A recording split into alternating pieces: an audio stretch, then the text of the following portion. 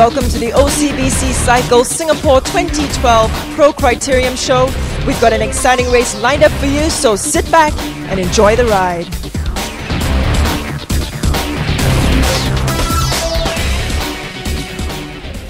Hello and welcome to the show. I'm Zhang Tingjin. Now I'm here at the F1 pit building where the OCBC Cycle Singapore 2012 is already underway. Now over the next couple of days we expect some 11,000 cyclists to take part in this event, making it Singapore's largest cycling event. But for tonight we'll be focusing on the Pro Criterium race. And joining me is Phil Leggett, better known as the voice of cycling. Phil, you've commentated now on 13 Olympic Games, and this year will be your 40th Tour de France? Absolutely right. It's a long time ago, since 1973, but I've enjoyed every event and seen some great champions. Fantastic. Well, it's great to have you on the show. Thank you so much for joining us. Thank you. It's great. My second time here in Singapore for this event. Last year was terrific. If we equal what we did last year, we're in for a good show. Fantastic. Well, tell us a little bit more about Criterium racing. You know, this is circuit racing. Does it attract a certain type or style of rider? It does. Basically, it's flat, and if you know Singapore, you know it's a pretty flat country. It's a small circuit. Criterium simply means circuit race. We use a lot of French terms in cycling. It's a closed circuit, and it calls for an aggressive style of cycling, and the boys who pack a big wallop at the finish, guys who can sprint at 70 kilometers an hour. Mm-hmm. And now, would one of those guys happen to be, say, Robbie McEwen, for example? Yes. You know, Australia's little pocket rocket. You know, we hear he gives quite a punch. Would he be such a character? You feel the pressure tonight. Robbie is riding out his last season. It's his 17th year as a pro. He's won more than 200 cyclists, more than anybody else currently racing on the professional circuit. This will suit him down to the ground. But of course, he's now nearly 40 years of age, so there's other challenges who might come from out of the pack. People like Dan Holloway of the United States, for example, who has been twice the American Criterium champion, once amateur, once pro. Mm-hmm. In fact, the only guy to have done that. So watch out for a very aggressive race, and watch out for the tactics too, where the guys will try to slip away and not leave it to the sprint. And what about Van Poppel? Can we expect anything from him, Boy Van Poppel? Well, he's a Dutchman, lives in Belgium. His dad was very, very famous. His dad won 9 stages of the Tour de France, and yes, he must be in the mix today if he gets his chance. Well, earlier today, Phil had a chance to check out the course, so let's take a quick look and see what our riders are up against. Well, as you can see, darkness is now drawing in here in Singapore, and as far as I know, Ting, this is the only event in Asia which is actually held in the dark, and perhaps that's an added hazard for the riders. But this is a very safe course, it's a very fast one, and it's completely flat. Its distance is 1.7 kilometres, so let's have a look at more detail. Yes, and it starts outside the famous F1 pit building here in Singapore. It's a long straight before the riders make the way out into a new section of the course. They do a loop down through the tunnel, down behind the pit building, and then the sharp left turn into the finish. Now let's have a look at that in a little bit more detail. This is the rider's eye view now. They'll go away. It will be dark, although there'll be more floodlights than we're seeing at present. Then they make this first left-hand turn here. And as they make this left-hand turn, they must note there is a sharp right-hand turn coming up.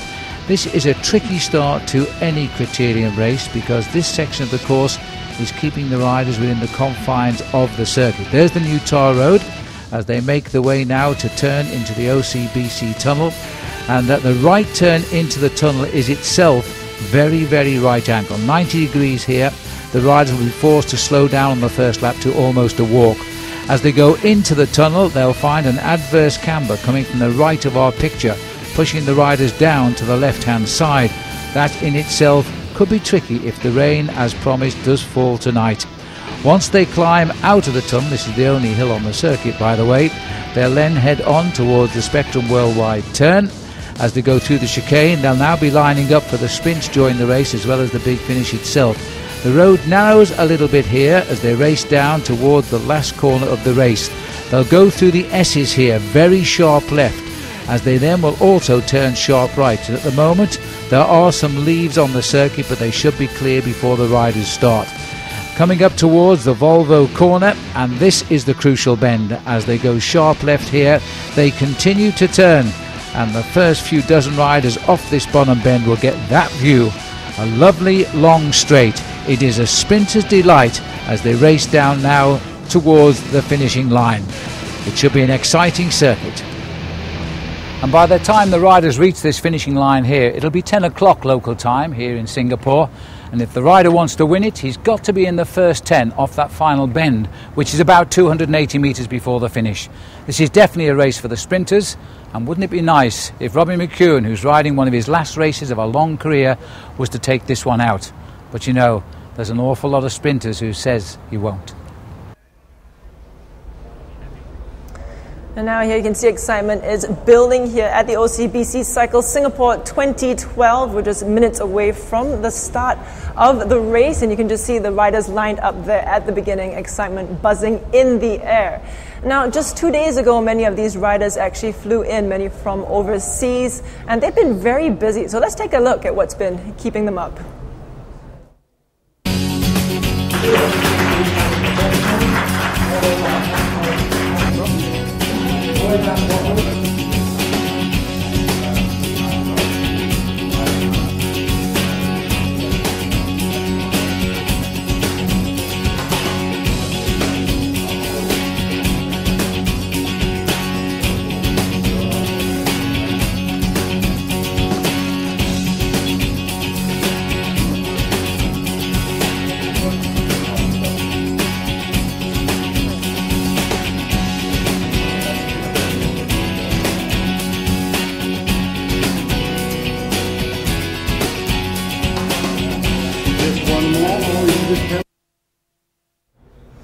Again, you can see the dragon dance there just before the race is starting. Excitement is building. Of course, the professional criterium, one of 8 categories, taking place at the OCBC Cycle Singapore 2012. Close up there on some of the riders. You see Robbie McEwen there in the middle, in the center, focused, ready. He's got the reputation of being a fiercely competitive rider, and I expect we'll see that right out of the blocks.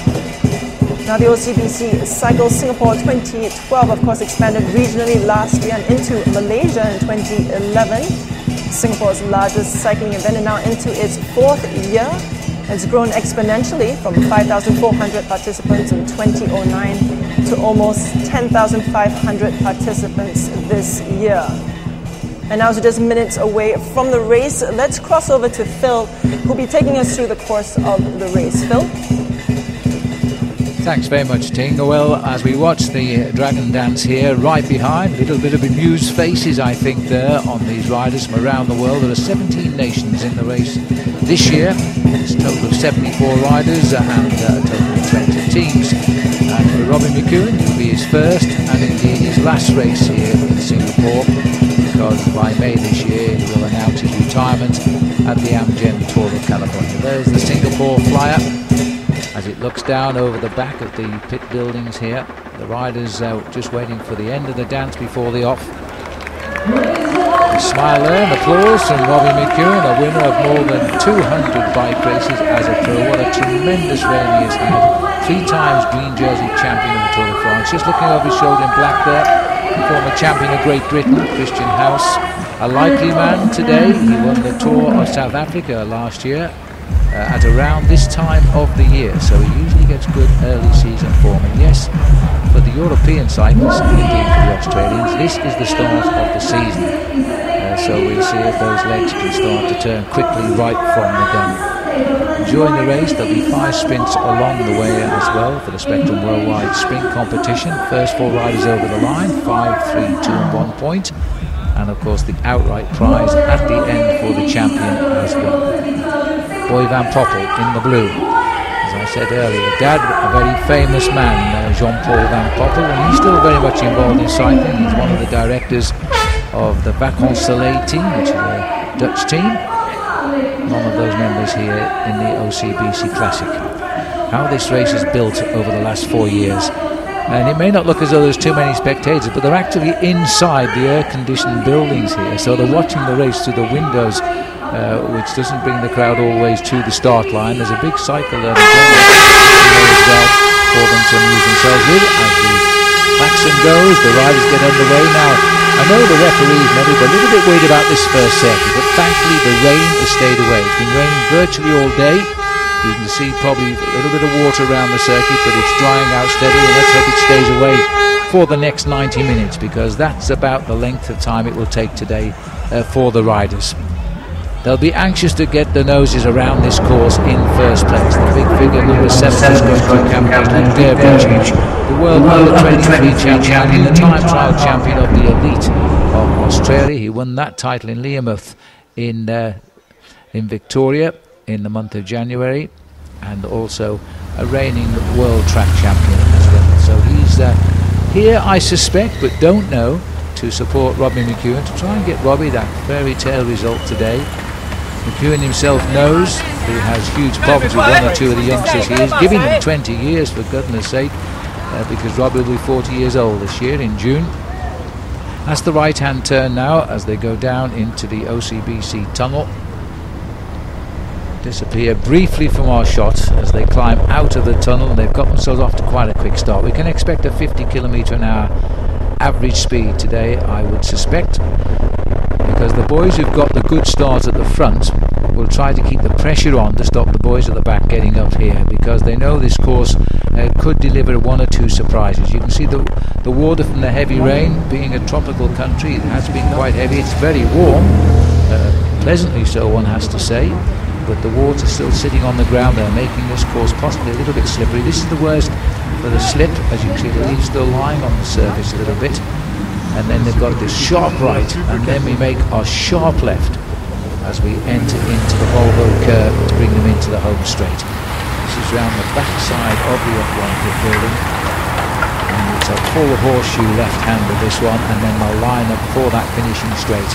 It won't be for a little while yet. Just over 2 minutes of this opening lap, so they haven't set any records here. They've treated it very sensibly as they now head up to complete this opening lap. It looks like we might have indeed right on the front there. It is Daniel Holloway from the rally team of Great Britain, but he himself an American, two-time circuit race champion. He loves this sort of racing, looking under his arm there. Christian House was up there too, now the big boy in the centre in black, and also saw Boy Van Poppel making a good start. At the moment, former winner in Ben Kirsten has gone through in the first 10 riders as well. He won 2 years ago. He hid himself in the pack for the whole race and shot out at the finish, whereas last year we had a different type of race when Omar Bertazzo, who's only 23 now, he was 22 in his first professional race right here 1 year ago. By catching the leaders in the last kilometre of the race, caught them by surprise and won the day. Dean Windsor, who was in the break all day, was surprisingly only second. So they've got one lap nicely under the belt now. Robbie McEwen went through that lap in the top 20, so he's just doing a very typical Robbie ride, get the feel of the day, keep himself out of trouble. But it's all changed at the front now, because it looks to me as though we've got Fumi Beppu of Japan, who is a teammate of McEwen, has got himself up to the front here very quickly indeed to stretch them out. Out onto this second lap now, and you can tell the pace has suddenly notched itself up. In fact, it was McEwen himself there. He's just tucked in 4th or 5th man on the left of our picture as Christian House leads them through the corner. McEwen goes through in 5th or 6th place. He's sensing a very fast start to the race now as they've picked up the speed here through the S's. As we head out towards the tunnel itself again, Christian House guides them down. He was a very good winner a few years ago at the British Road Race Championship when he beat the top names of British cycling, including Mark Cavendish on that occasion, who's now the current World Road Race Champion. And he's come all the way from London with the team to take part in this event, and he'll be leaving here bound for Taiwan, for the Tour of Taiwan in about 7 days' time. Luke Durbridge with a big turn of speed, the under-23 world champion, going through now on the front of the peloton. It looks as though McEwen has got his team to work hard right from the gun, and he was chased through there by Rapaconda Sharp's Ben Grenda. If the name sounds familiar, well, Ben's dad, Mike, was an Olympic champion rather, back in Los Angeles in 1984. Gaps forming at the back because of the pressure which has been applied by the top professionals in this race. Still Durbridge driving that pack through, the man they call with the big engine. This is very typical of him. Boy Van Poppel has got himself up into second place. And the name we should pay attention to this early on in the race, and not many people will know him, is Steele von Hoff of the Chipotle First Solar team. He's a young new professional, but has had a very, very good start to the season. He got a medal in the Australian Elite Circuit Race Championships, which were in the gold mining town of Ballarat about 5-6 weeks ago now. It started mid-January. And he's a surprisingly good rider of this type of racing. It's all about speed, recovery, and the ability to lift your pace when the going gets tough. And it looks to me as though we're not sure the rider's quite prepared now to lift that field up either as the going gets tough. As they go round the chicane again, only lap number 3, and now they're getting it down to just over 2 minutes a lap. I think they'll come down to much quicker than that. This is Beppu, the Japanese rider. He's not quite in the same colours as Robin McEwen and Luke Durbridge. He's still a member of the Green Edge cycling team from Australia, but he is the Japanese champion. So he gets to wear the Japanese colours as national champion. Here he comes now, settled into a good high-speed rev. And he's causing the reaction from the field here now. This speed has really got to grips with the course very early on. And this could cause quite a sprint in the peloton. It is possible it won't be a sprint by the end. Look at the gaps now forming at right in the middle of the peloton. Beppu goes through there now to drag them out. When I left him this morning at 10 o'clock, he was wandering around the hotel asking where his bike was, which he eventually found outside with the concierge. But since then he seems to have got used to it. So the second place was Leonardo Giordani from the Ferresi Vini Seller Italian team, followed by his teammate Roberto De Patre. And another rider to watch out for has gone through there. In fourth place was Paul Odlin of the Subway cycling team. Odlin is no stranger to this event, but unlike last year when he rode here, he's now the national time trial champion. Now a hand has gone up there. Now that rider, I think, has a mechanical problem. Now he is allowed a lap out at this stage of the race, but he must report to the referees who are in the home straight. They'll give him 1 lap to repair the defect and get back in. It's something you can only do once during the race, but if you're going to have a problem, now's the time to have it. Pressure again opening up here at the front. Look at Giordani having a little bit. Still a bit of surface water there, but happily the rain has now gone away. It's been raining pretty much all day. We had 2 earlier races for women and for Masters men. They split up, very few finishes, and they did get a little bit of the bad weather, but very aggressive races indeed. Going up to just on 6 kilometres covered. It's a timed race, there's no actual distance. It's running in about 90 minutes. There's McEwen, who has been seen on television around the world for the past 17 years, and he knows exactly what to expect in a race like this. And he's got no friend apart from his 2 teammates. They're trying to control the race. That's Luke Durbridge now. Got himself into second place as they head through there with the klaxon on, so it's 1 lap to go to the first sprint. And the man setting the place there was Giordano Racing Team's Mike Morley from New Zealand, the orange.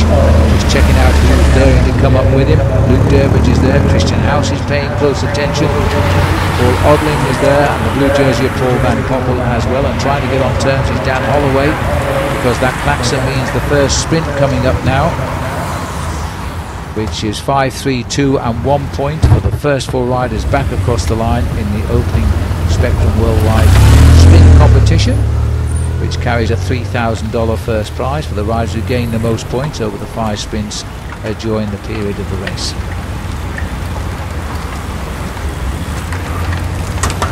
Long straight line as they disappear down the OCBC tunnel, which has this very nasty adverse camber. They might like to take the right hand corner, but it'll kick them over to the left and our right as we look, as you see them coming out the tunnel.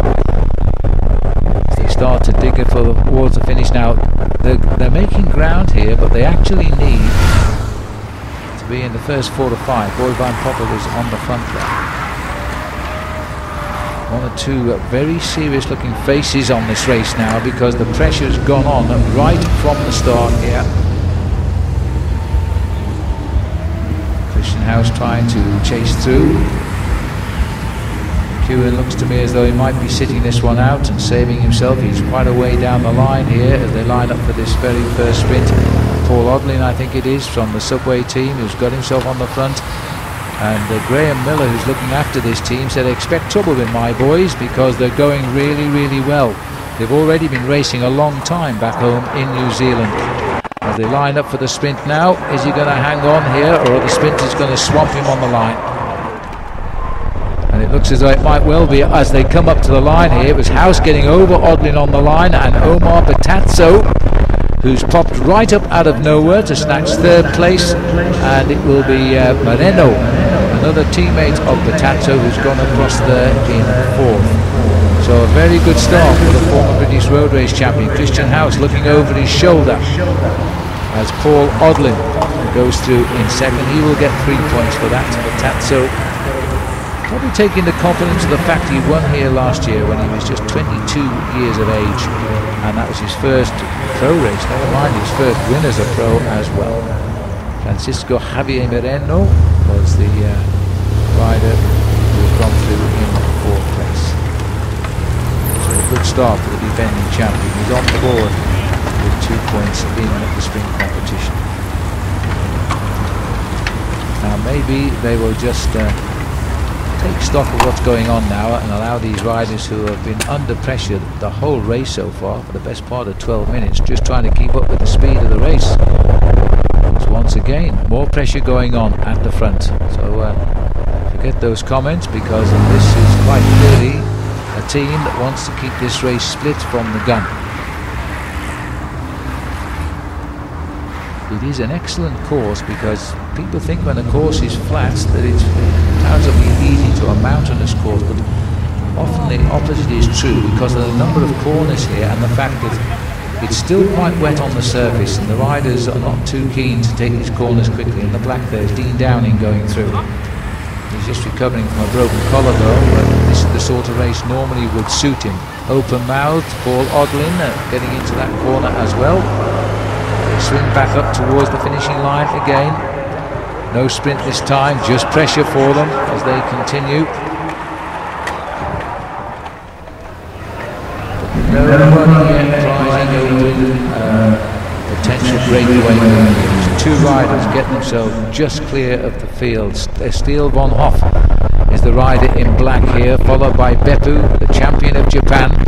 But more importantly on this night, I think, a teammate of Robbie McEwen. He might work with Steele van Hoff, though. Honestly, he was only 24, sixth in the Australian Road Race Championship. He really had a magical January down in the Ballarat Buninyong area of Victoria in Australia, where he got a bronze medal in the Circuit Race Championship and sixth place in a very hotly contested Road Race Championship. The view coming out of the tunnel. Still a lot of riders entering into that tunnel now. This is a long line of cyclists here. Omar Batazzo and his whole team now of the Androni Giocattoli trying desperately to control the active ones at the front just now.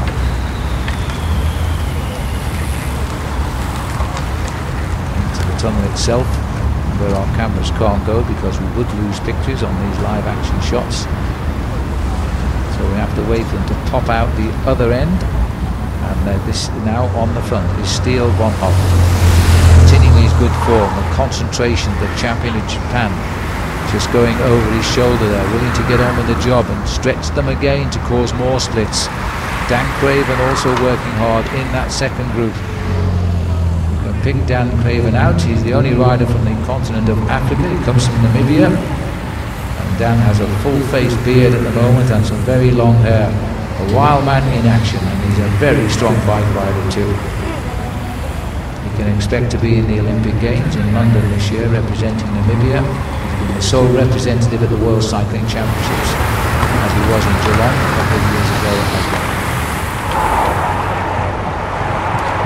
Well, this race at the moment is so quick, there's certainly no time for even a gas conversation with your teammate here. It's just get on with the job, as Steele Van Hoff is the rider again. He's got his swung through and off the front, looking for more action. And going through over the top in the orange colours is Mike Northey. Beppu's still there. Van Hoff, Giordani. Westerly Goff rather, is another rider from Subway who's got in on the scene. He's in that sort of lime green colour, moved up into second place, looking for a place in the team pursuit in London in the Olympic Games. Very quick rider indeed, and a very strong rider. You can see by the size of him how massively strong he should be on the track too. Two riders on the outside of the track. I don't think they're taking out the laps. I think they've been actually unhooked from the rear of the race. You don't get a free lap out if you're exhausted, I'm afraid. The riders come through from the tunnel. This is the tail of the peloton. Already lap number 8, just averaging a little over 2 minutes a lap here. It's 1.7 kilometers, more or less. And there's been no respite at all just now. Once again, it's Rafa Conda Sharp who seems to be taking up the running. That's Joe Eldridge there of Team Type 1, 29-year-old American, just on the back of the group.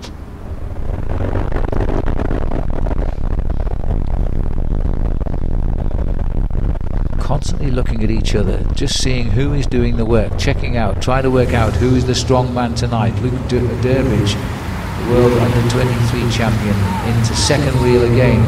It's quite clearly Green Edge are fighting to control this race for Robbie McEwen. They're using both of their teammates. They're down in numbers, Green Edge. There's only 3 of them, and expect Robbie not to get too involved in the sharp end. There he goes around the corner. The Green Edge's Luke Durbridge is in second place, and we've seen already Beppu doing a lot of work as well. But there's a challenge coming from every direction. Chapotli have done well. Steele Van Hoff is doing a lot of chasing here. So too is the team of Petazzo, last year's winner, who says he'll always remember this race in Singapore because he won here for his first ever pro win, and indeed his only pro win to date, which is almost exactly 1 year ago.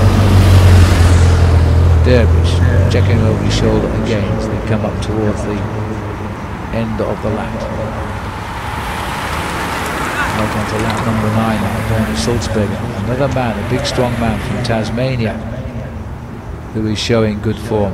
They're brought through the finishing line there by the rider in our shot there now. That's Wesley Goff, followed by Durbridge, Sulzberger, and then Render. That was the order over the line last time. I must say, you've got to take your hat off to the quality of this race when you look at the size of the field and the speed they have been going at. There's some very fit cyclists in this group. I'm waiting to see how this race unfolds. Still a long way to go. The boys putting in the big efforts at the front right now could pay for this later. Looks like Goff has gone again. This big strong man from New Zealand, who's guided by a former Commonwealth Games gold medalist in Graham Miller. Had a wonderful career himself, now looks after these boys. Quite open about it these last couple of days. They've been acclimatising in Singapore. They came directly over from New Zealand for the race. They've been here 2 or 3 days. He says that they really have some good form. 1 or 2 surprises he thinks might be delivered.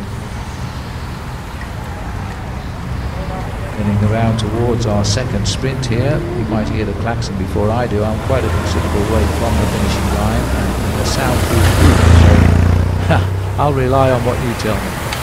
There's the face of Durbridge, looks quite cool at the moment. It's continually the same riders showing the pace at the front. Others just waiting to see just which way this is going to jump. We're out on lap number 9 as we speak. And as the riders now go through on lap number 9, that was the first rider through, was Paul Odlin again. Durbridge was right tucked in behind him. David Frattini. United Healthcare is the rider in blue. Durbridge has gone to the front. Odlin has dropped into second wheel. Frattini just checking out what is going on behind him. That little gap has formed here. Durbridge will have noted it. This is the difficult chicane before they make the sharp right turn onto the new stretch of the course, this sealed road which they built to keep the race entirely in the confounds of the area here, to save going out and stopping the traffic on the highway. Which has been joined now, and it looks as though we've got the Chipotle rider getting on there, which is Steele Van Hoff. Has also given us 4 riders up front, so I can hear the brakes slam on there for this very difficult right-hand bend into the tunnel. The leaders can get round it quickly, but down the path there you come to almost a stop at the rear end. 20 minutes done, 10 laps, sticking to just over 2 minutes a lap. That leading group looks to be as though it's getting itself quite a few riders up front, and it's good to see there one of the riders there from Team Rally. It's Graham Briggs, the British champion of the circuit race, who's hooked up to the back of the group. But it looks as though it's a regrouping here. Generally they're all coming back together again. There's Robin McCune just passing through camera, just keeping out of trouble. This is how he's ridden his races over the years. He observes, he checks out who's driving the race, he waits, he watches. I've often referred to him in history as Harry Potter in the invisible cloak, because you don't see him until he comes to pounce. And he's pounced, by my record, 206 times in his 17-year career, including 12 wins in the Tour de France and 12 wins in the Giro d'Italia. So they're coming through again now. End of lap number 10. And there's the hooter, so it's next time around that they're going to contest the second sprint in the Spectrum Worldwide points competition. Tom Scully has taken them through there for Chipotle, and he's going to have a little dig now. He's the other member of this team, Scully, and deciding to see if they'll let him go just a little bit. Only 22 years of age, turned professional last year, Tom Scully. And for the first time, they've given a gap to the attacker. Battazzo went through right on his wheel and didn't go with him on the gap. He sat up and backed the field off.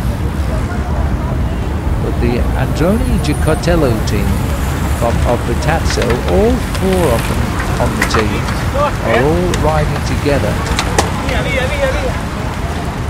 So expect a good team result here, and expect a little plan being hatched maybe for a bit later on.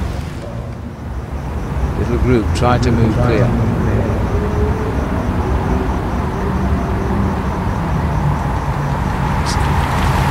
As we see that, and we've just seen Battazzo go through, and in fact he's pulled into the pits. So I believe he's got a flat tyre, but he's lucky because he will get a lap out. Now he's only allowed it to do this once, so he's taken his card and played it. As we see Tom Scully still clear. And we might well see Battazzo push back into the race when the race comes through at the end of this sprint. That rule, by the way, does not apply in the last 3 laps of the race. If you have an incident, then I'm afraid you must retire. So last time around it was Christian House who's getting himself right into the front again, looking for the points again. 5 for the winner. Paul Odlin is still in there. Battazzo won't be in there because he had a puncture, which is rather unlucky, which means he won't score now in this competition, and he was well placed to do so.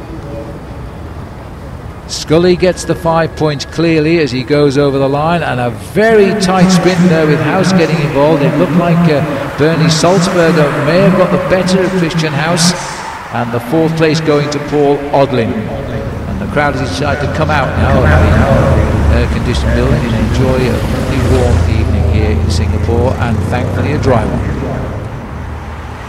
Well, that was a very good result for Christian House. Tom Scully, though, stole the march. He stayed away for the complete lap. Scores his first 5 points. So too does Bernie Salzberger, the Tasmanian, who has got himself a berth now on Team Rally, the British team. House gets third rather, so he gets 2 points. So it gives him a lead in overall in the competition. So you've got House now with 7 points overall. and Odlin himself will have 4 points. So Scully will move into second place there. It's a little bit of a replay for you. Scully stays on with 5.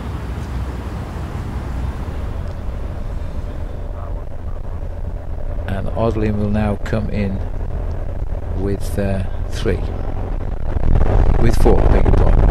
Having to do all the maths myself. There we are, 4 for Odlin in the competition. Now, I didn't actually see, but you may have noticed Batanzo getting back in the race, enjoying the action.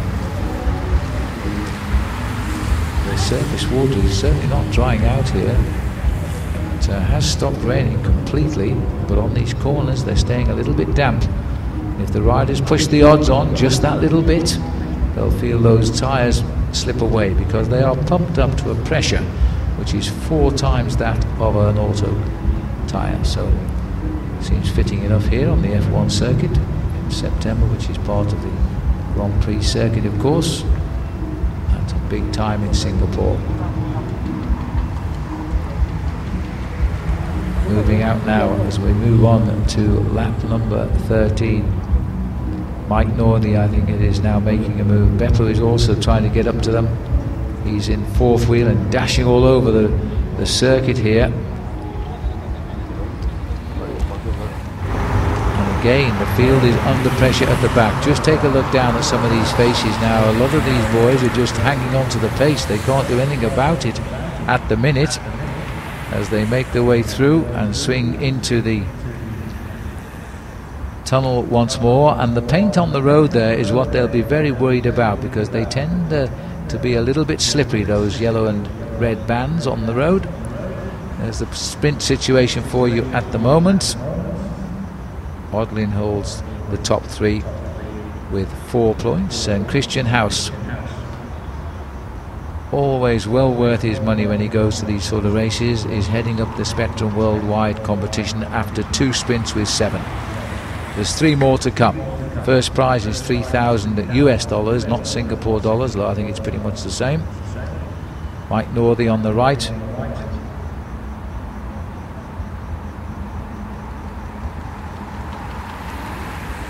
And McEwen again, who is the mark man by all. He knows they're all watching him to make a move, and this is a very typical ride by Robbie McEwen just at the moment. Keep his nose clean, don't make any mistakes. There he goes now in the black, just underneath the camera, and nothing too worried about the pace for him at the moment. Wesley Goff has gone through as well, a little bit behind him after his early spurt of weather.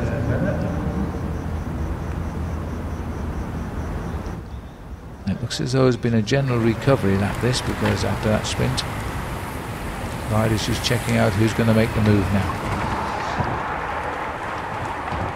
Lap number 13. Been pretty consistent with the speed, and pretty consistent with the attackers too, because this is Fumi Beppu, the Japanese champion, again trying to weaken the riders in favour of his captain McEwen.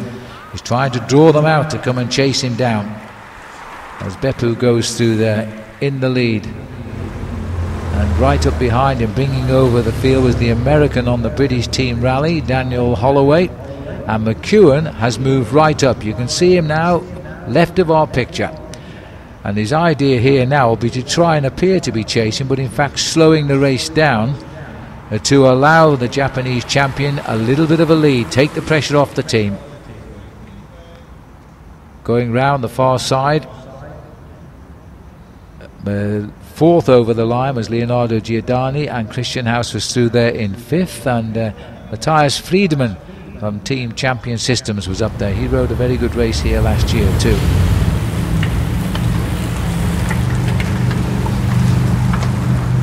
The only little hill on the course, but it probably is beginning to hurt the legs as they sprint out of that tunnel each time now.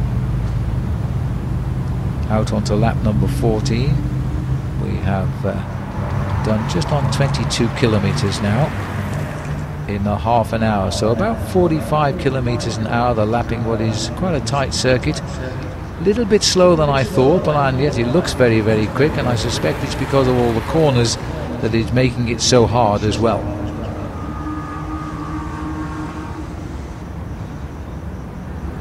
Just up to the first half hour now as the riders come back into our view to make the turn into the home straight. Christian House has got control. He towers above the diminutive Robbie McEwen, who brings them around the corner.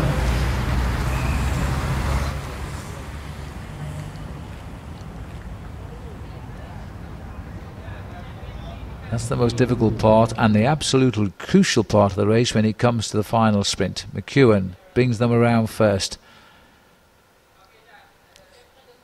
showing the new colours of the Green Edge racing team that had a brilliant start to the season in Australia with victory in their home tour, the Tour Down Under, as well as grabbing the national title with Simon Gerrans. But now it's all hands down as they start to come through here.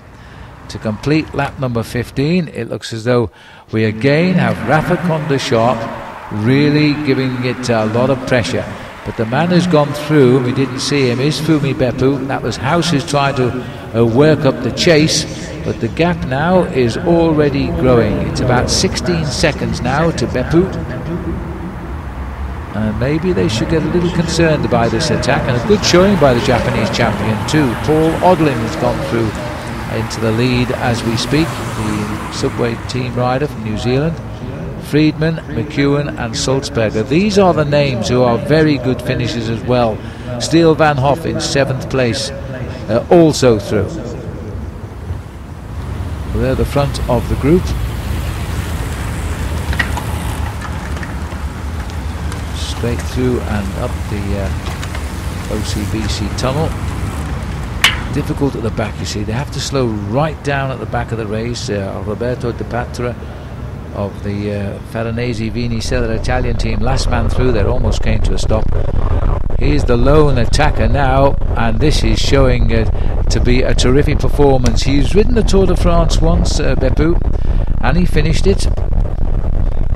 He's a very popular rider. He speaks good English as well, and he's come straight from Japan to ride this event before he moves into Europe this year.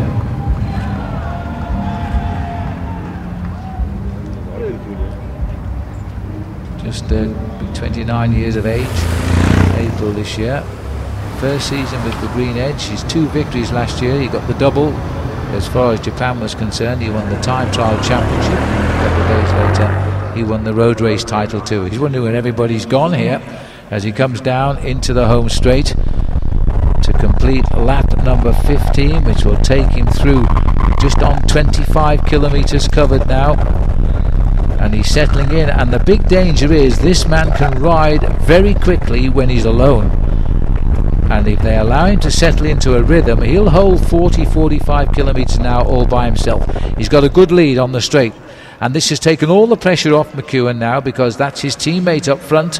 If they want him back, they're going to have to go. Now, what happened here? It looks as though he's now searching here. He's come around, he's got a problem.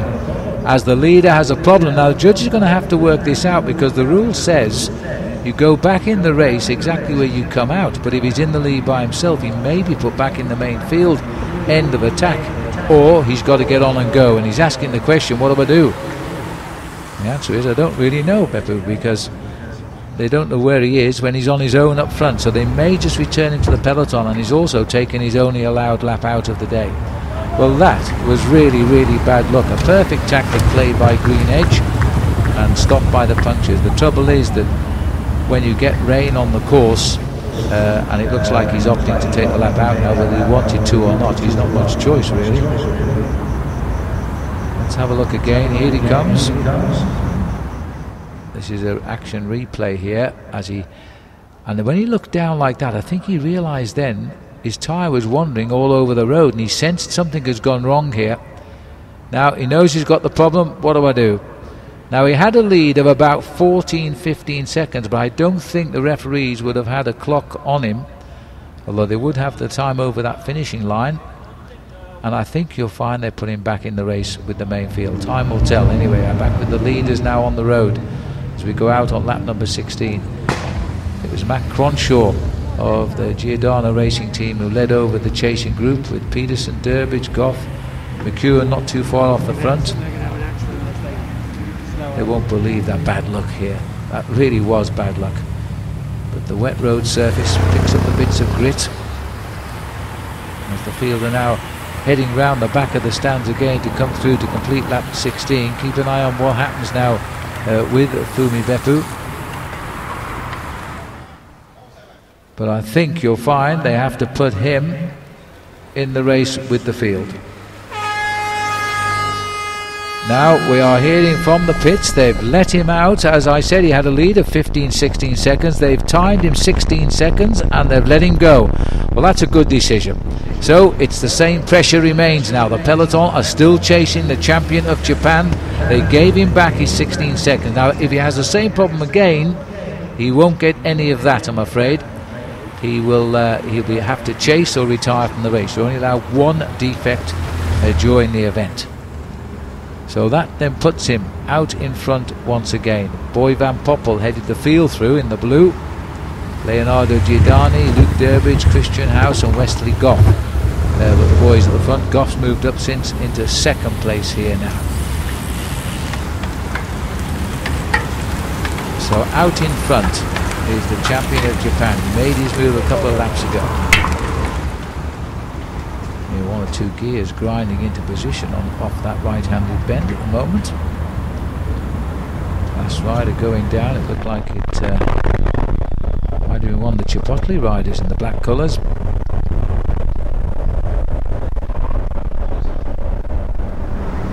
Well, everybody looking over the shoulders to see who else is going to come.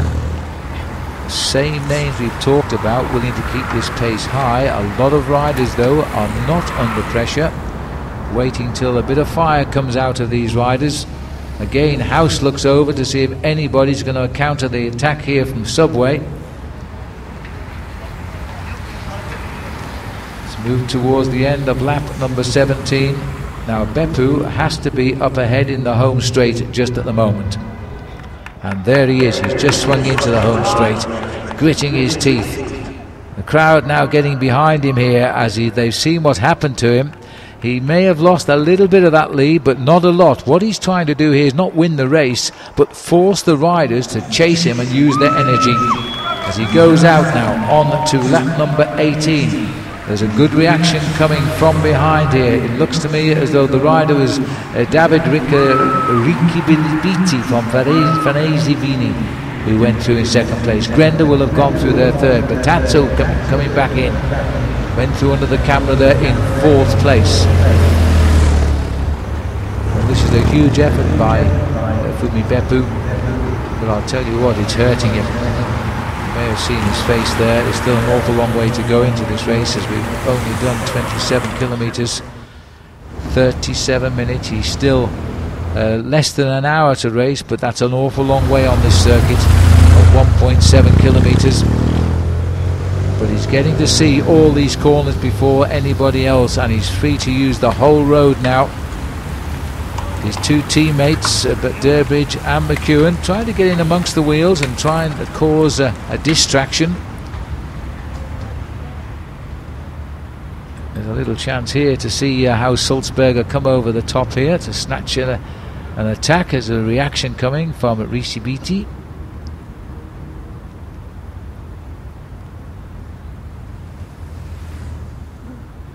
So he's getting a third place. I think that was actually the third sprint in the Spectrum Worldwide competition, which has given a very good second place finish there to Bernie Sulzberger, Ricciabiti rather.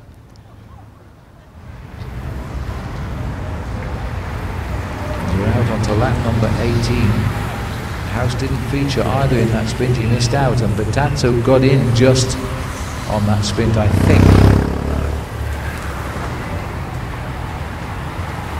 But because the computer is no longer throwing up the leader on the road, it is causing a little bit of a problem to place the riders, but that'll sort itself out as again they come off this bottom bend, and I think they might have picked up the Japanese rider here. I thought I caught a glimpse of him in that field as a new attack, and again being escorted once more, as we see now. This time it was McEwen on the back wheel of Tom Scully. So Green Edge are riding a very clever race. You've got to be immensely strong to ride a race with these tactics. There's only 3 of them on Green Edge, but now it's McEwen's turn himself who's gone clear. And Batazzo is trying to get on terms. So too is Francisco Moreno. Beppu is now back in the field. He went through the line there in 6th place. So the computer can stop scratching its head and sort itself out now. As a nice little workman-like group getting away. This should be the most dangerous move so far. We're on lap 19, 30 kilometers covered.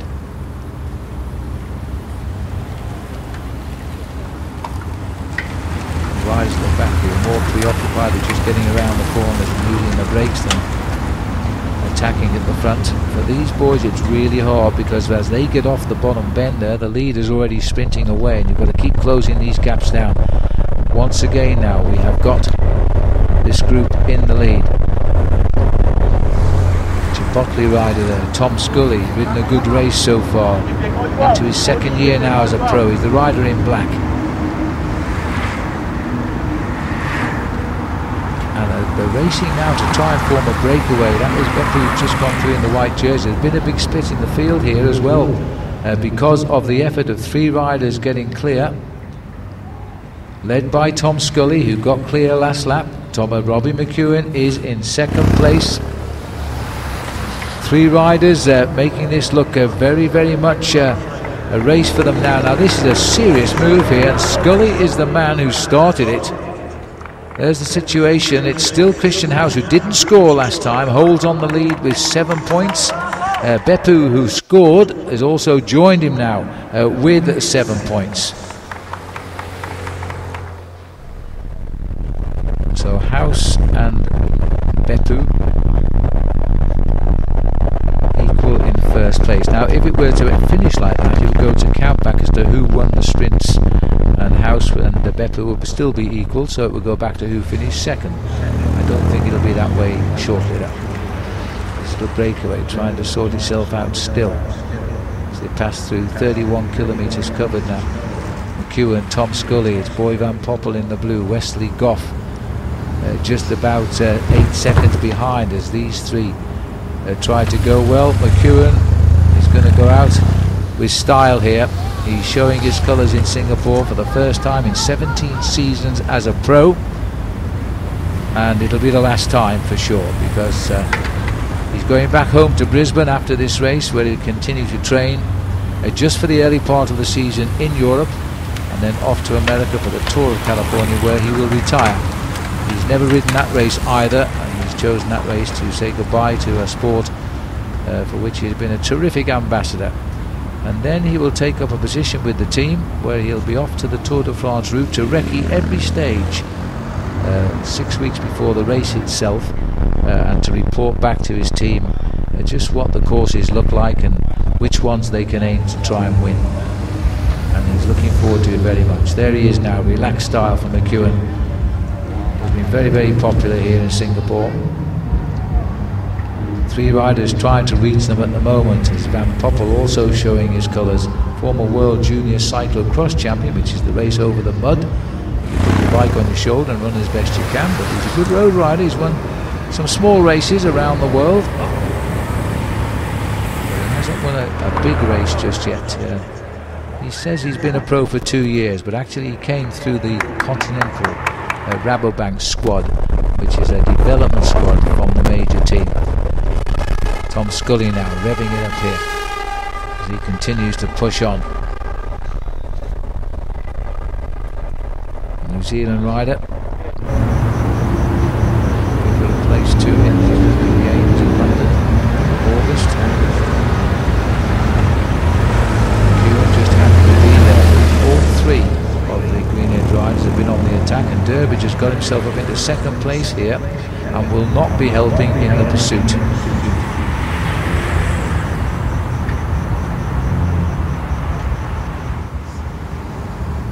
Attack coming on lap 18.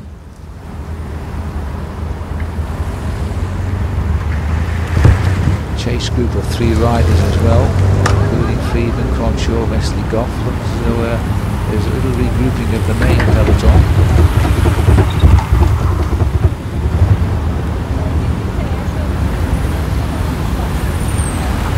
Out of the tunnel once more.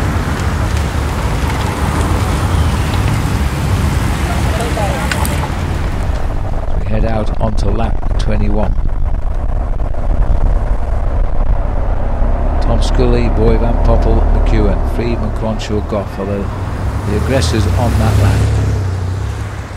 Heading towards 34 kilometres covered now. Now these guys have got themselves a gap on the field, and they know there's 3 chasers coming up, and it looks as though they might join them here. This will be a welcome situation as they are joined by 3 riders, because this gives a nice workmanlike group now.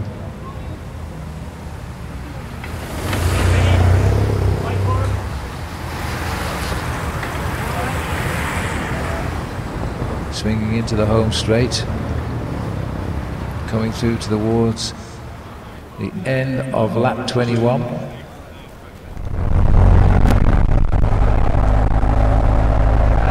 It's going to give us 6 riders in the lead, and they've joined almost here at the sprint point, but it's not a sprint prize at all. Now got Scully, McEwen, Van Poppel, and they've now been joined by Matthias Friedman of Germany and Champion System, Matt Cronshaw of the Giordano Racing Team, and Wesley Goff of the Subway Team from New Zealand. It's a very mixed international breakaway this, and very useful, because with all these teams represented, there are 6 teams behind now who will not be offering any firepower to the chase, and this is going to develop into a very big tactical race now by those sprinters who will suddenly realise that they have missed out. And seeing Luke Davis go through number 7 right on the front of the peloton. His job now is to try and keep this peloton under control, while Robin McEwen makes hay. We can't see why the sun shines at the moment, but we're racing them usually so around the world in Asia in the dark, as indeed they do with the Formula 1 Grand Prix.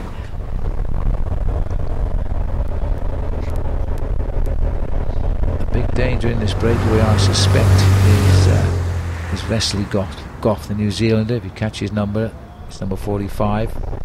Second wheel on the left of our picture just now.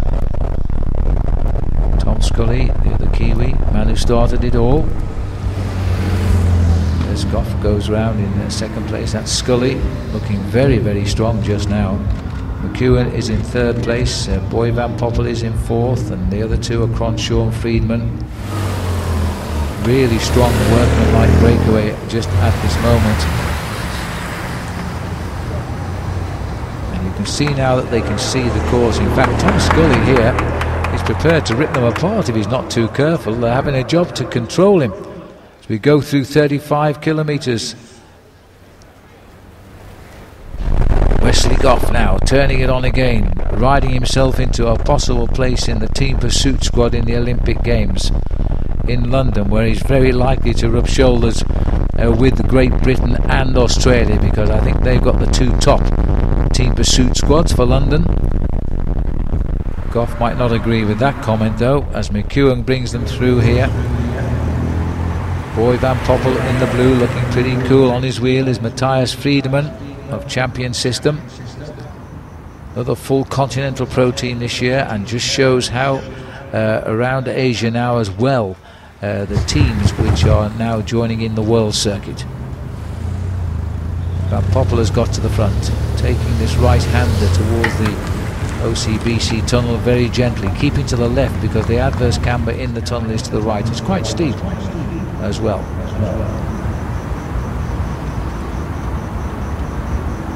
Gap last time was just on 13 seconds back to the peloton. And Tom Scully, it was a sprint, because Scully has now moved up there. He's got 12 points in the competition, so aggression has paid off for him. Justly deserved as well, I must say.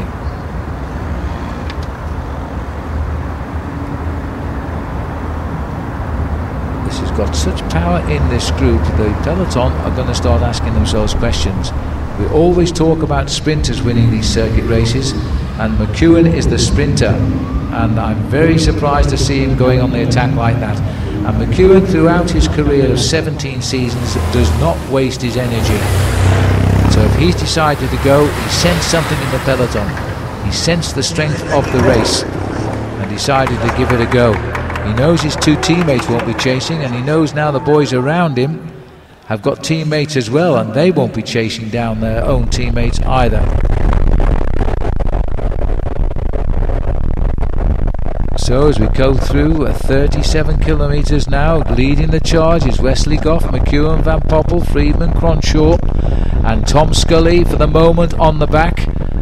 McEwen will be assessing the strength of these riders in the breakaway right now, and assessing just how good they can finish if all six came down to the end together. The peloton being driven on by Rafa Kondershov here, the team from London in the UK, because they've missed out without putting a man in this breakaway. The teams up front are Subway, Green Edge, United Healthcare, Champion Systems and Giordano Racing and Chipotle. They're the men who have moved. They've all got teammates behind who won't chase. This has to be seen as a serious attempt to win the race at the midway point. A great picture it looks here under the floodlights in Singapore. I know it's damp out there, but it is also very, very warm. Tropical climate. Most pleasant to watch now the rain has gone away, I must say. Christian House sitting right at the back of the field now. Which is unlike Christian House, who hasn't got a man in that breakaway.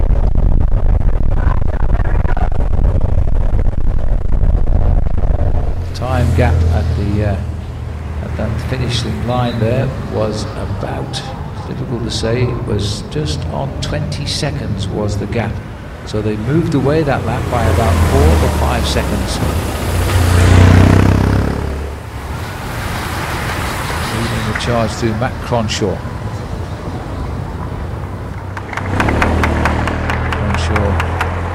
For the Node 4 Giordano Racing team is a British rider. He's only 23 as well, and anxious to impress. The next phase of top professional cyclists, they're learning their trade here.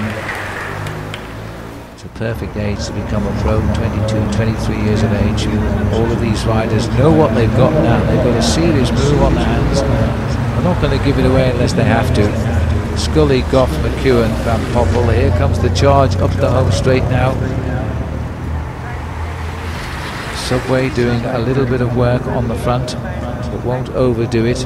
Rafa Condra, the riders who I think are going to feel as though they're going to have to leave this and do something about it. The Farnese Vini is the orange jersey, the lime green jersey there. The Giordani, who's always been at the front. Beppu is trying to get in on the mix. Odlin is there. Durbridge. All trying to mess up the chase here for these six because they've got teammates in the move. Back down the tunnel again. That lime green jersey coming through now is Giordani. And the Rafa Condor rider also in the mix there will be Dean Downing now. Although no, it's not Dean Downing, it's changed. I think it's Callum who's come through up there.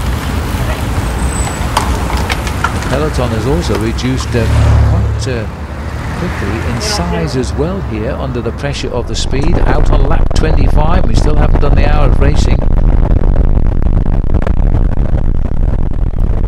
They're going to feel pretty happy with the way this is going now. Van Poppel living up to his reputation. Always difficult when you're the son of a very famous father. Axel Merckx lived with the problem. He was the son of the legendary Eddy Merckx, although Axel himself did win the championship of his country, Belgium. His boy Van Poppel, and his dad called him boy, his family called him boy because they liked the English language and they thought boy sounded rather nice. So, although he is a Dutchman, they called him boy Van Poppel. And still looking for the big win here. He rides for the American United Healthcare team. Second year for him there. Got 2 laps to go to the next sprint. Tom Scully is getting himself in a strong position. Watch out for the man in black if they're still away in 2 laps time as he tries to consolidate his overall lead in the Spectrum Worldwide Sprint competition. Cronshaw led them through that lap. Scully is now just doing his turn at the front and slipping onto the back. These riders, all on rival teams, are combining as one right now. They're here to help each other open the gap before they start infighting to try and decide who is going to win the event. It's a very typical way of racing in professionals. 1 minute you're friends, next minute you're enemies. See the run down there at the end of that lap.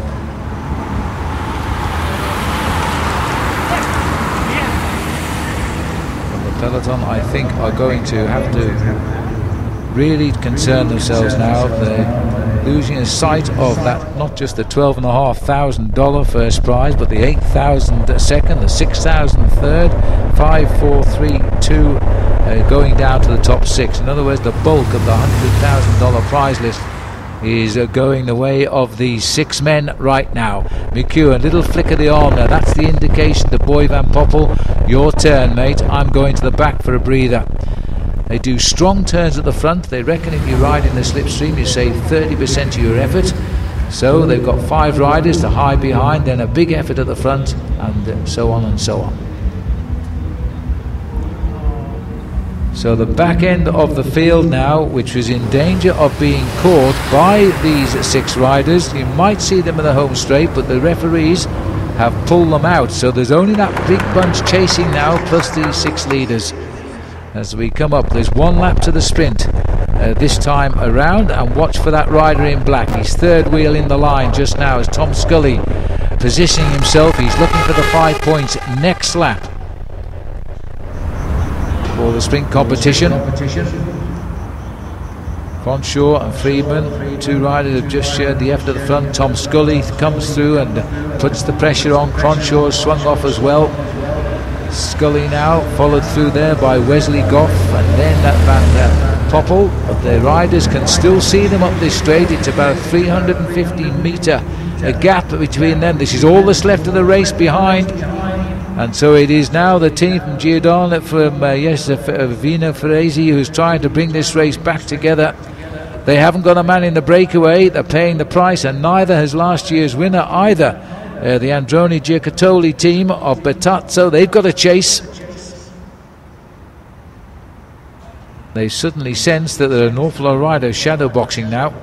Luke Durbridge going through in the black top to his jersey, open mouthed, very happy with the way things are going just now. It was Ricci Beatty of Farnese Vinicella Italia leading through from his teammate Giordani. Then Beppu blocking it with Durbridge.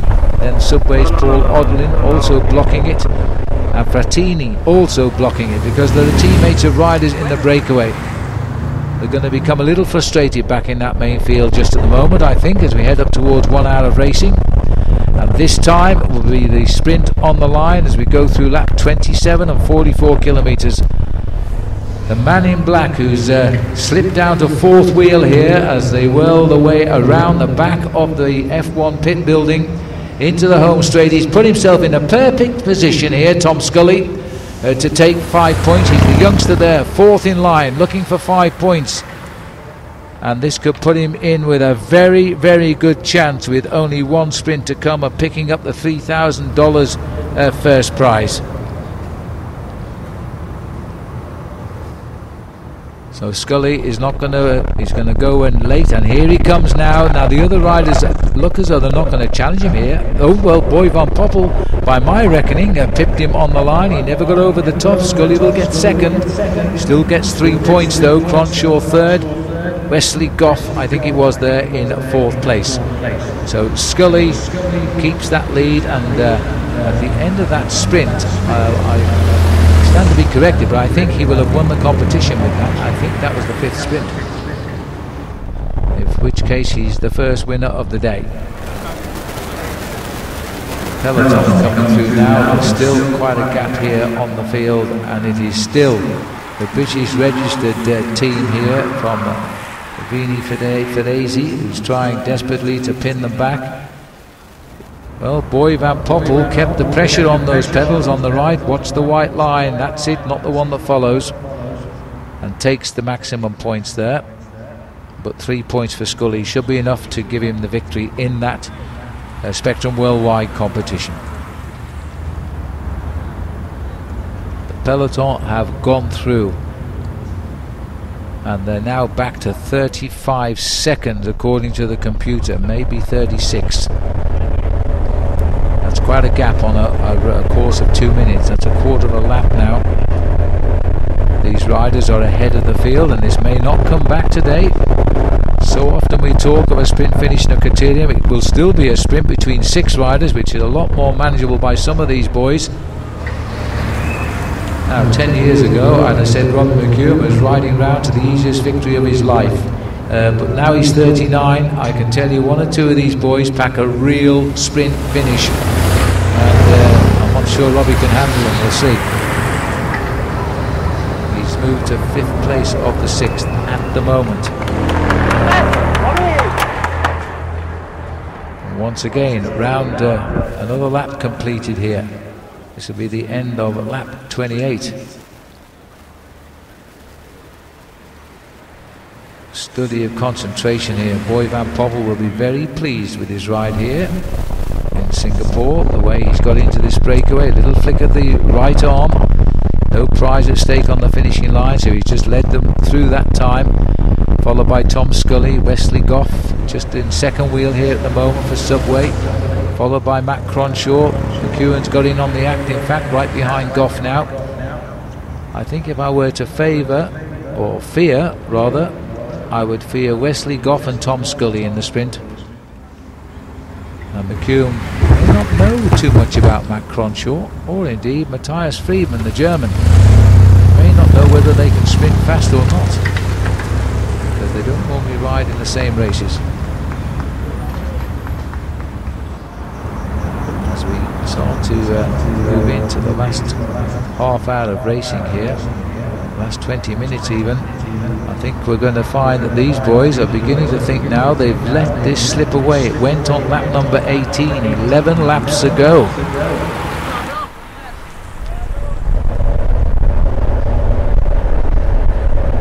McEwen still has this incredibly easy riding style. He's such a lovely position on his bike, relaxed, just put his wrists on the handlebars there. Now reaches for the brakes. He began life as a champion BMX rider. Images we'll always remember of Robbie is in the Tour de France. He can't climb mountains to save his life. He only races to beat the time limit, and we always see him cross the mountains on one wheel. Brings his bike right up and does a wheelie over the top of the climbs, just to say I'm still here and I'm over the top of this one. Comes round on the inside now, back into the home straight. Moving through to complete lap 29 and 47 kilometers covered. It'll be 8 laps to go this time through. 8 laps, 17 minutes of racing. Boy Van Poppel again takes them through, doing a lot of work for United Healthcare, the American squad. Cronshaw went through in second wheeler, now he's in the lead. Tom Scully in third, followed by Goff, McEwen and Friedman completing. They're hanging on to about a half-minute lead, and they've got to hold it for another 16 or 17 minutes of racing. As they go out onto the new stretch of road, making their way into the OCBC tunnel again. Still Goff leading them around. McEwen looking very relaxed. He's never really grimaced the whole race, I have to say. Maybe you should think of riding for another year, Robbie. Yeah, maybe you can be this good at 39 years of age. He's giving 20 years to some of the riders in this race. A magnificent athlete. And there's the chase again. Another reaction from the field to try desperately now to get us some sort of a reaction going. Time is running out for the riders now as the gap continues to go up. Got to be very careful now as they're pushing it out to almost 50 seconds that time. It really shot up that lap, and that was what the riders want to hear now. If they push it out to a minute, there's no way that field is going to bring this group back, and it's all down to these huge turns by Boy Van Poppel, the Dutchman, who lives in Belgium, by the way, just over the border. He lives in Antwerp, which is literally just over the border. You can pop over and see his folks very easily, a few kilometers across the border. comes in. Just a very stylish bike rider, very good bike handler because of his cyclocross experience. Brings them into the home straight again on lap number 30. This time through will be 7 laps left to race. And again he leads them up the home straight, but always anxious to take up the running as well. Here is Matt Cronshaw over the top of Boy Van Poppel, picks him up. So Cronshaw, Van Poppel, Bertazzo, our computer is saying, but I think it's got his facts a little bit wrong there. Just the situation at the front with those two there. Tom Scully went through in 3rd place in the black. He was the man that started this move. He's over to the left of our picture right now, just assessing the situation, having done a pretty good turn through there. Goff has moved up towards the front again. I think Wesley Goff was the tipper, Graham Miller. He expected fireworks on this man. He says the form of the whole team is good. I think Goff can in fact punch a good sprint as well. They go through at 6:19, so that's 52 seconds the gap that lap. Pushing it out slowly but surely.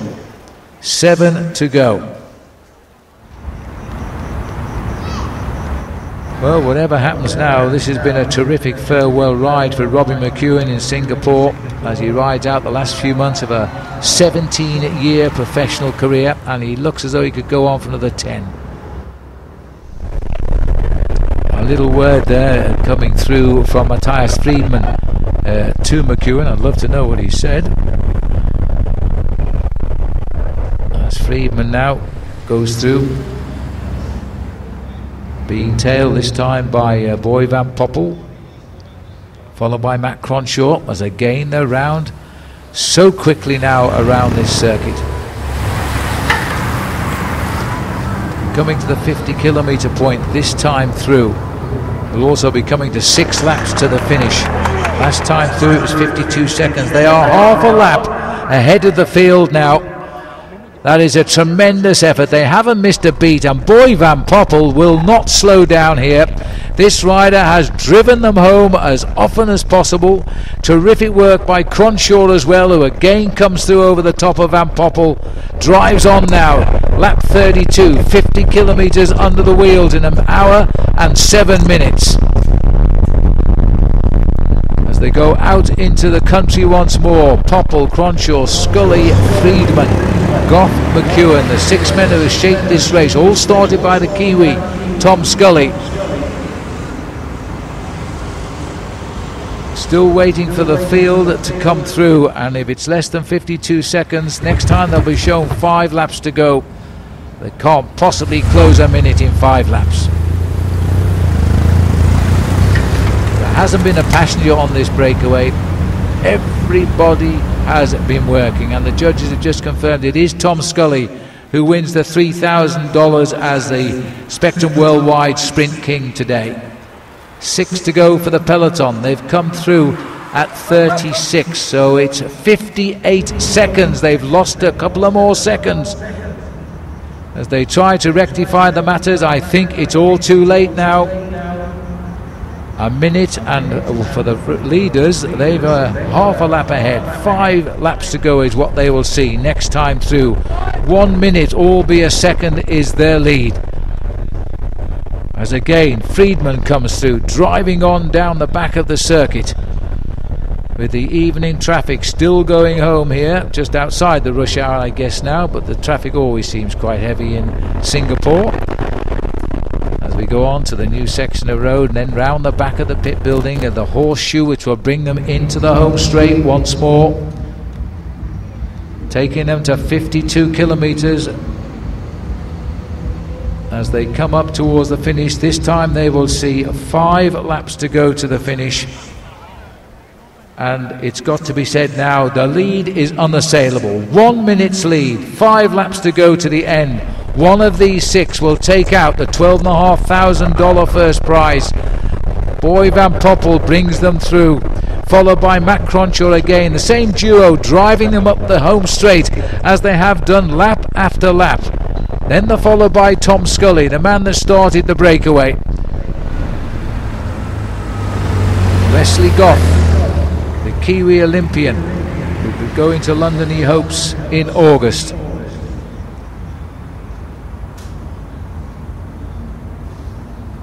They almost look lonely out there on the excuse me, on the far side of the circuit right now. Waiting now to see the peloton go through, but I think they've already resigned themselves to the fact that they can't possibly catch up with this express train today.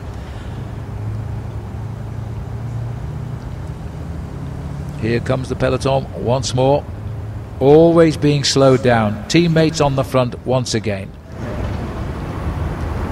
This might well be confirmed as a minute now as the clock continues on. It's gone through a minute, in fact. It's gone out to about 1 minute and 8 seconds as they came through that time. So they're still pulling away from the field here. On the long straight, they might start to catch a glimpse of the back of the field. Well, I don't think these 6 boys expected a result like this.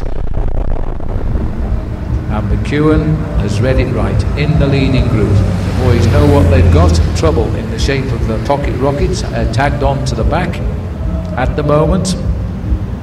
After the great work by his Green Edge team, by Fumi Bepu and by Luke Durbridge to keep the pace hard, the tactics suddenly produced McEwen in the breakaway with Tom Scully. They were rapidly joined by Matthias Friedman, Wesley Goff, Matt Cronshaw, and the 6 were gone. This time as they come through now, they're going to see 4 laps to the finish now, 54 kilometres completed.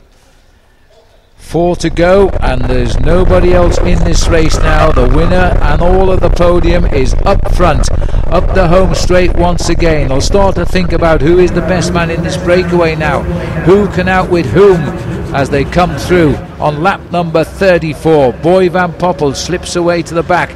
Tom Scully, the man that started it all, drives through, hasn't slowed down not once since he got himself into this breakaway. Wesley Goff trails him through, followed by McEwen. These riders strong, all of them. Not one has missed a turn at the front. They've contributed. That's why they've got more than a minute on the field. Goff comes through. McEwen pops up out of the OCBC tunnel as we head towards Volvo Corner, towards the end of the circuit. It is going to be a crucial corner, as we knew it always would be. This is the peloton coming around Volvo at the moment. They're seeing 4 laps to go, but they are now an awful long way behind. They are 1 minute and 4 seconds and counting since the leaders went through, and in fact they're going through 1 minute and 10. 1 minute and 10 seconds behind, with a lap time just outside 2 minutes. They can't possibly bridge a half a lap. This has been an exceptional ride by some very aggressive professionals here tonight. The dark skies of Singapore, warm though as it is, these boys have enjoyed their race. Boy Van Poppel takes them through the chicane again now as they head on towards lap 34N. 55 kilometres covered. This time they will see 3 laps to go. Now they'll be thinking differently. They'll be thinking about every corner, how to outwit the rivals, which line to take as they make the final approach, because these 6 are going to come to the line together. There's nobody going to get clear of these boys at 3 to go. Tom Scully drives them through, looking across at Wesley Goff. Goff has taken up the running now. Scully, then Cronshaw. Behind Cronshaw, McEwen. Then behind McEwen is Friedman. Behind Friedman is the strength of Van Poppel. It's a few years since I've commentated on a Van Poppel. I think I commentate on every one of his dad's victories, all 9 of them in the Tour de France. Now they can't afford to allow anybody to ease themselves off the front, which is what Wesley Goff is trying to do here. There's going to have to be a reaction. They're going to have to be very, very careful.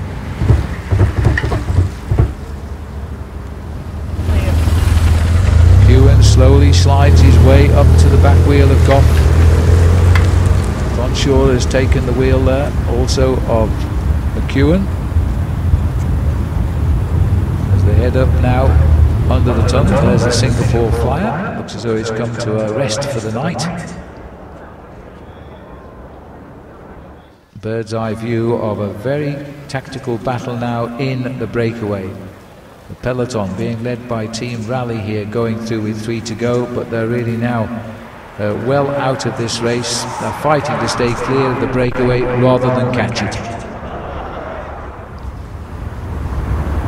Once again, Christian House driving, I think it is Christian who is the early leader in the King of the Spins competition.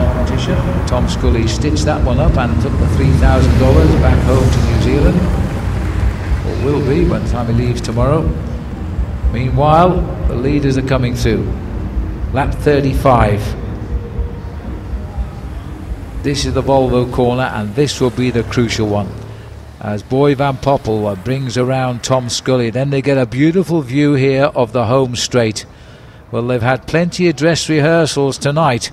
This is the 35th time they've come along here. This time they'll see 2 laps to go, and it looks as though we might be having a little bit of a dig up here, as Cronshaw gives it a really hard turn now, and that's a very good move by Matt Cronshaw. Maybe that tells us he can't sprint, he can't take on the likes of McEwen or Goff or Scully, so he's going to have to try and win alone. There's a reaction from Goff, he wants help. McEwen willing to go through.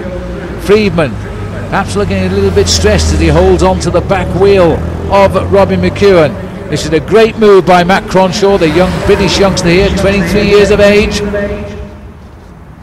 As he disappears into the new stretch of road, he'll soon be in the OCBC tunnel, but it looks as though Friedman has put a special effort in here.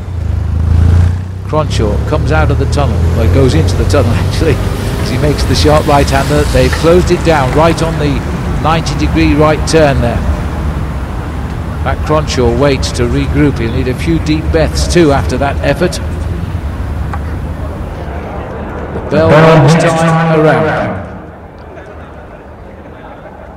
Peloton, an attack by Luke Durbridge from the peloton here, trying to make it a good night for Green Edge, as he now he's free to attack now, because they're not going to catch his teammate or the breakaway as they go through with 2 laps to go. The man with the big engine, world under-23 road race champion Luke Durbridge, shows his colours at the front.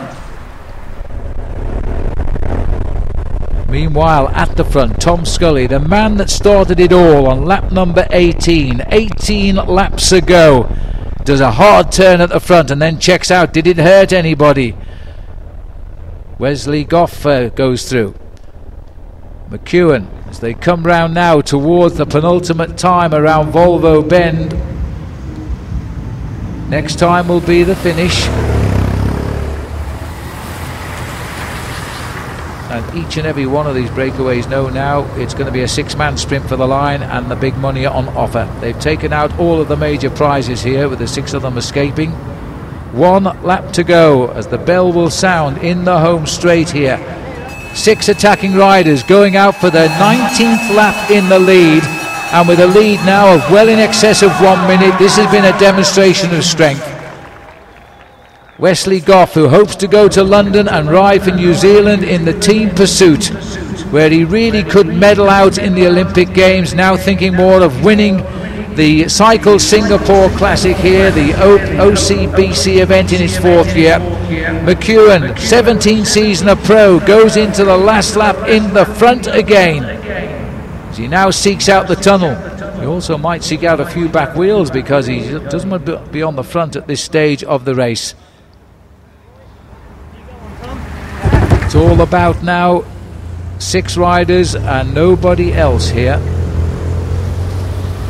Just slowing it down slightly. Matt Cronshaw also thinking.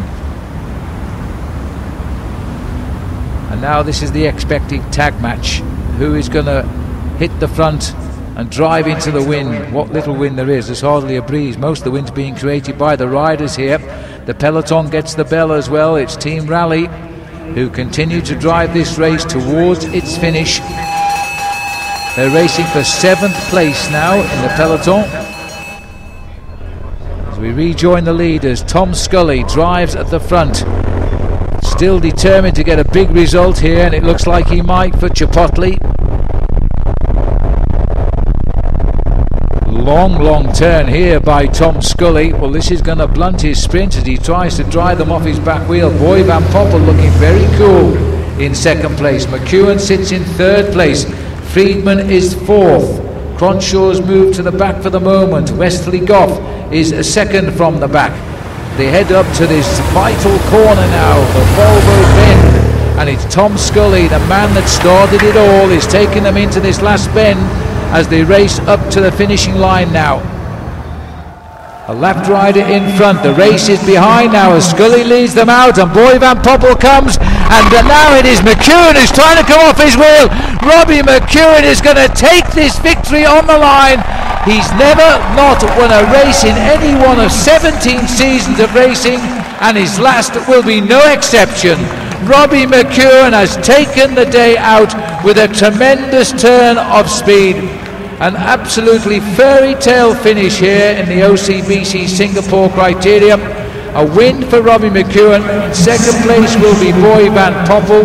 In third place, Matthias Friedman.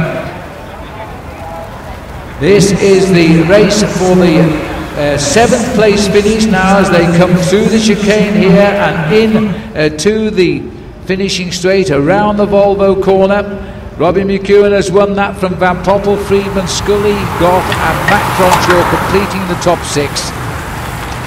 And so even at just under 40 years of age, McEwen is still one of the fastest sprint finishers in the world. And who is going to wipe this up now, as it looks as though Team Rally, or is it going to be Team Rally? There's a bit of a clash of swords there as they come through. It looked to me as though Rico Rogers got it in seventh place and wasn't too sure who followed him over the line, but Rico Rogers got the seventh place finish there for the NODE4. So there we have the situation at the moment. We'll shortly have the prize presentation, but the victory, no doubt about it. Robbie McEwen in his 17th season, there he is in the background with the congratulations from Luke Durbridge, who started all the action with their team tactics today, and Robbie will be proud too, because he has won this race as a member of the All-Australian Green Edge team, and I can tell you that will mean an awful lot to the former champion of Australia. So a good round of applause for Robbie McEwen, who will now go back to Brisbane $12,500 richer, although I'm quite sure he'll probably send a lot of that to the team pot.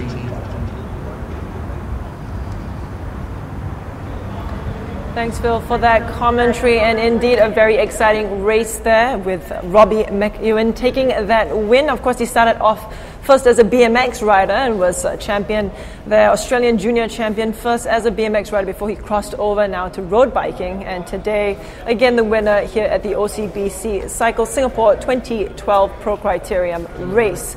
Now, of course, this is the second year that the race has been held at night, and it's proven to be a real Asian spectacle, helping to raise the profile of cycling not just in Singapore, but in Asia as well. Also interesting to note, in tonight's lineup there on the starting line, very strong Asian presence. We had 5 teams actually from across the continent. From Malaysia, the Terengganu cycling team, OCBC Singapore Continental cycling team, and from Japan, Team Yuko, and of course from Indonesia, Polygon Sweet Nice. And we have also a champion system pro cycling team too. And now we have standing by the champion of tonight's race, Robbie McEwen. Let's hear from the man himself. I'm here with the 2012 OCBC Cycle Singapore champion, Robbie McEwen. Well done. Yeah, thanks very much. I tell you what, it wasn't easy out there, with the weather conditions. Had to be very, very careful in the corners and race aggressively.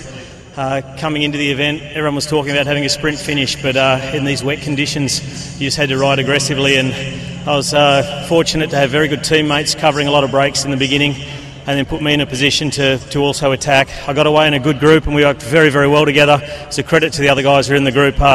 Everyone just didn't miss a beat, made sure we won the race, and then could fight it out amongst us. So just happy to get the win. So what's next for you? I mean, it's your first ride in Singapore and your first win. Yeah, 1 from 1 in Singapore, so I'm very happy with that. Next for me is actually a bit of a break from racing, just a big training block to get ready for some races later in April. So I'll go back to Australia, and first I'll just savour this victory. I might treat myself to a Singapore sling. Well, congratulations, mate. Enjoy it. Thanks very much. Okay. And that was Robbie McEwen there, of course, our champion this evening. But now let's take a look at some of the highlights from tonight's race.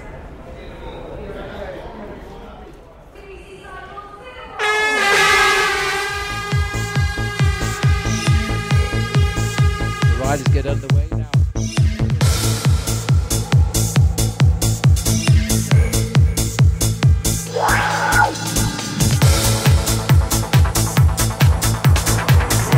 As they line up for the sprint now, is he going to hang on here, or the sprinter's going to swamp him on the line? And it looks as though it might well be as they come up to the line here. It was House getting over Odlin on the line, and Omar Patazzo, who's popped right up out of nowhere to snatch third place, and it will be Moreno, another teammate of Patazzo, who's gone across there in fourth. So last time around it was Christian House who's getting himself right into the front again, looking for the points again. 5 for the winner. Paul Odlin is still in there, but Patazzo won't be in there because he had a puncture, which is rather unlucky, which means he won't score now in this competition, and he was well placed to do so. Scully gets the 5 points clearly as he goes over the line, and a very tight sprint there with House getting involved. It looked like Bernie Salzberger may have got the better of Christian House, and the 4th place going to Paul Odlin. Now what happened here? It looks as though he's now searching here. He's come around, he's got a problem. Let's move towards the end of lap number 17. Now Beppu has to be up ahead in the home straight just at the moment. And there he is, he's just swung into the home straight, gritting his teeth. The crowd now getting behind him here as they've seen what's happened to him. He may have lost a little bit of that lead, but not a lot. What he's trying to do here is not win the race, but force the riders to chase him and use their energy. As he goes out now on to lap number 18. There's a good reaction coming from behind here. It looks to me as though the rider was David Riccibiliti from Paesi-Vini, who went through in 2nd place. Grenda will have gone through there 3rd, but Patazzo coming back in. Went through under the camera there in 4th place. As a new attack, and again being escorted once more, as we see now. This time it was McEwen on the back wheel of Tom Scully. So Green Edge are riding a very clever race. You've got to be immensely strong to ride a race with these tactics. There's only 3 of them on Green Edge, but now it's McEwen's turn himself, who's gone clear. So Scully is not going to, he's going to go in late, and here he comes now. Now the other riders look as though they're not going to challenge him here. Oh well, Boy Van Poppel, by my reckoning, pipped him on the line. He never got over the top. Scully will get 2nd. Still gets 3 points though. Cronshaw 3rd. Wesley Goff, I think it was there, in 4th place. They head up to this vital corner now, the Volvo bend, and it's Tom Scully, the man that started it all, is taking them into this last bend as they race up to the finishing line now. A lapped rider in front, the race is behind now as Scully leads them out, and Boy Van Poppel comes, and now it is McEwen who's trying to come off his wheel. Robbie McEwen is going to take this victory on the line. He's never not won a race in any one of 17 seasons of racing, and his last will be no exception. Robbie McEwen has taken the day out with a tremendous turn of speed.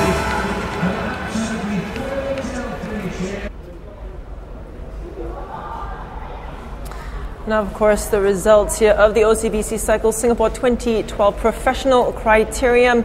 In first place, Robbie McEwen coming in with a time 1 hour 20:53.39 seconds, followed by Boy Van Poppel and Matthias Friedman coming in 3rd. Fantastic effort on all their parts there. Robbie coming in 1st there, and now we move on to the Spectrum King of the Sprint results. And in first place, Tom Scully with 13 points, Boy Van Poppel with 10, and Kristen House with 7. Our winners there of the OCBC Cycle Singapore 2012 Spectrum King of the Sprints.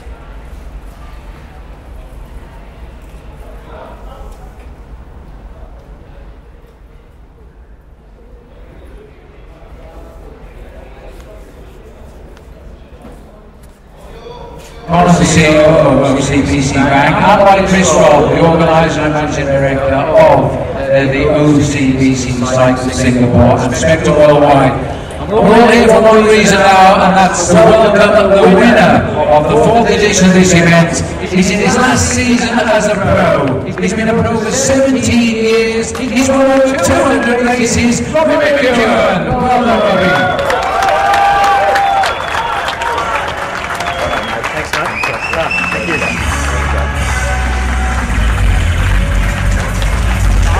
And more important. Yeah. Who receives a check in US dollars. Thank you very much. $12,500, Robbie. Take it back to Brisbane, Rob. Yeah, well, that'll get me through tonight. I don't know about tomorrow. He said he'll get him through tonight. He's not sure about tomorrow. So Robbie McEwen, the winner on his first ever race in Singapore, and I have to say he's having his last event as well here. He'll retire from the sport in the Amgen Tour in California in the month of May, and then he'll join the administration staff of his new Green Edge team. Robbie, why are you giving up, mate? You're doing so well. They tell me I have to come back next year now as a winner. So. Oh, that's a good point. The organisers actually do insist that the previous year's winner does come back. So you've got a problem now, Rob. What's the problem? What is the problem? You're sprinting so well. So Robbie McEwen then, at 39 3/4 years of age, has beaten kids 20 years his junior tonight here on the F1 circuit. Well done, Robbie McEwen. Thank you. Kiss, guys.